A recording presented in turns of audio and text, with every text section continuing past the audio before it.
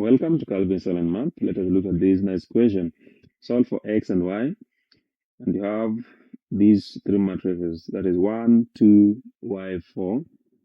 It is multiplied by x1, and that gives you 4, 5. So for you to solve this, you're going to have to combine these particular two matrices on the left-hand side into one matrix, meaning you're going to perform the multiplication between the two. So let us do that. So you have 1 times x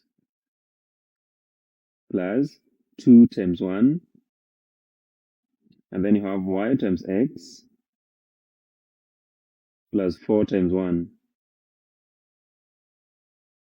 and that should result into 4, 5. So let us simplify this. 1 times x is x plus 2 times 1, which is 2, and then you have yx plus 4, and that is equal to 4, 5. So now you have two matrices on either sides of the equal sign. So it means that the corresponding matrices are the corresponding numbers or entries in these matrices are equal.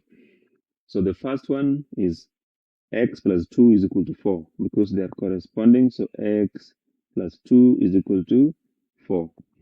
So from this, you can easily get the value of x by just moving 2 to the other side. So you have x is equal to 4. You move positive 2 to the right hand side, it becomes negative. So to mean that x is equal to 4 minus 2, which is just 2. And now the second entry, that is yx plus 4, is the same as the second entry on the right hand side. So you can say xy plus 4 is equal to 5. So you can just do the substitution because you now have the value of x. So you're going to have x, which is 2 times y. So that is 2y plus 4 is equal to 5.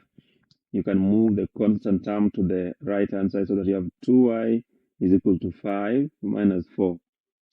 And that means that 2y is equal to 1. Divide both sides by 2 so that you get y is equal to 1 over 2. So those are the values of x and y. X is 2 and y is 1 over 2. Thank you for watching. Please subscribe.